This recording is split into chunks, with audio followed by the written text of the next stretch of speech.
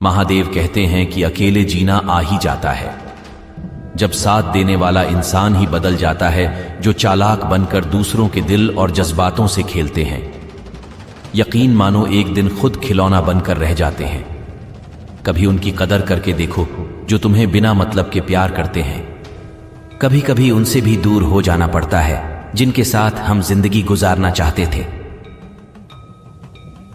जिसके लिए आप जरूरी होंगे उसके पास आपसे जुड़े रहने के कई बहाने होगी, और जिसके लिए आप जरूरी नहीं होगी वह दूर जाने की हजार बहाने बता दे कि इंसान दूसरों से मिली इज्जत और अपनों से मिली बेइज्जती कभी नहीं भूलता। रिश्ते वही अच्छे होते हैं जहां समझ होती, समझौते नहीं। अकेलापन मूर्ख इंसान के लिए नर्क जैसा होता है और समझदार इंसान के लिए स्वर्ग कैसा होता है, बात करने का तरीका ही बता देता है कि रिश्तों में कितनी गहराई और कितना अपनापन है। जो आपकी खुशी के लिए हार मान ली, आप उससे कभी जीत नहीं। सबसे बुरा तब लगता है जब आपकी कोई गलती नहीं होती, फिर भी आपको ही गलत समझा जाता है।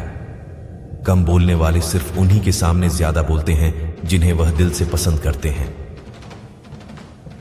आप किसी के लिए चाहे अपना वजूद भी दांव पर लगा दो, वह तब तक यह आपका है जब तक आप उसके काम के। जिस दिन आप काम के नहीं रहोगे या कोई गलती कर दो, उस दिन वह आपकी सारी अच्छाइयां बुलाकर आपको अपनी औकात दिखा देता है। आजकल के मोहब्बत कुछ यूं फसाने, जो जितना झूठा है लोग उसी के दीवाने हैं। बुरे वक्त में एक अच्छी बात होती है, जैसे ही आता है ना फालतू के लोग आपकी जिंदगी से अलविदा हो जाते हैं। बुरा वक्त तो एक दिन बदल ही जाएगा, लेकिन बदले हुए लोग हमेशा याद रहेंगे और कोई उम्मीद ही नहीं है। जिंदगी में बस जो चल रहा है, जैसे चल रहा है, चलने दो। हम वह है जो हमें हमारी सोच नहीं बना है। इसलिए इस बात का ध्यान रखें कि आप क्या सोचते हो। हम सब एक दिन याद बनकर रह जाएंगे। इसलिए कोशिश करना कि एक अच्छी याद बनकर इस दुनिया से चाहे लापरवाही भले ही है, पर वह करो तो लोग सस्ता समझ लेते हैं। मिट्टी का गीलापन जिस तरह से पेड़ की जड़ों को पकड़कर रखता है, ठीक उसी तरह शब्दों का मीठा पर मनुष्य के रिश्तों को पकड़कर रखता है। जीवन की किताब का हर पन्ना बेमिसाल है।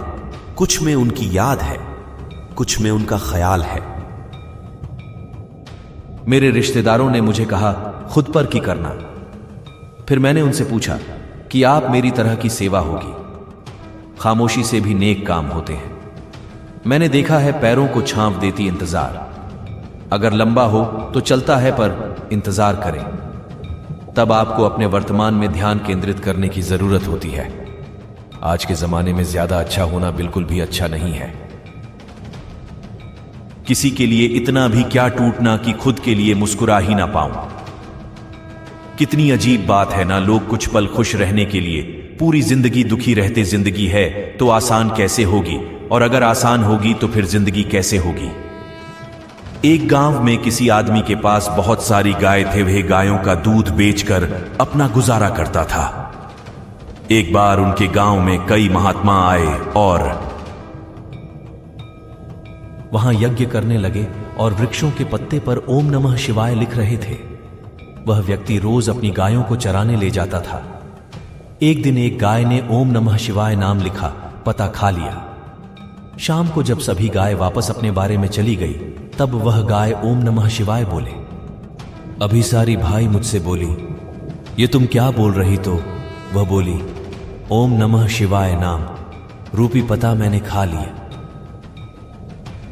लिया है।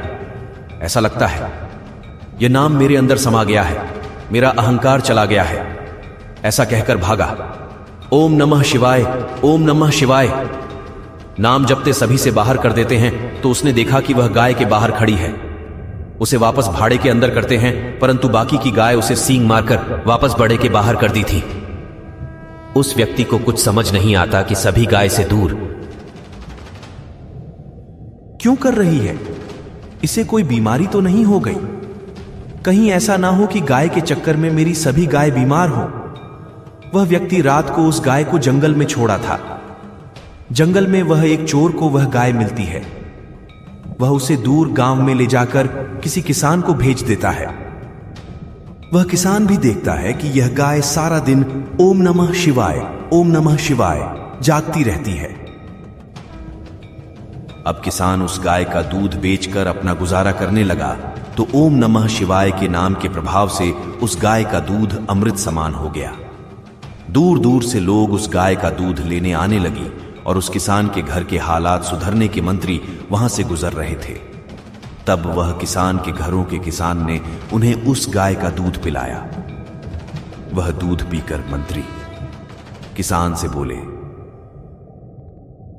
हमने ऐसा दूध कभी नहीं पी। किसान बोला, यह तो इस गाय का दूध है जो सारा दिन ओम नमः शिवाय करती रहती है। उस गाय को देखकर मंत्री हैरान रह जाते हैं और वापस महल को लौट आते। उन दिनों उस नगर की रानी बीमार थी कई वेदों के।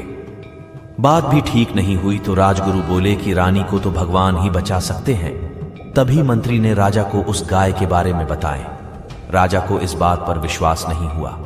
वह मंत्री के साथ किसान के पास पहुंचे और उस गाय को देखकर हैरान रह गए। राजा किसान से बोले, यह गाय मुझे भी। किसान हाथ जोड़कर राजा से बोला, महाराज, इस कार्य के कारण मेरे घर के हालात ठीक हुए।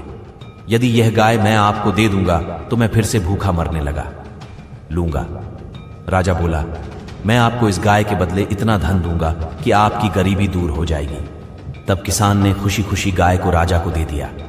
अब वह गाय महल में रानी के पास रहती है और ओम नमः शिवाय नाम का जाप करती रहती।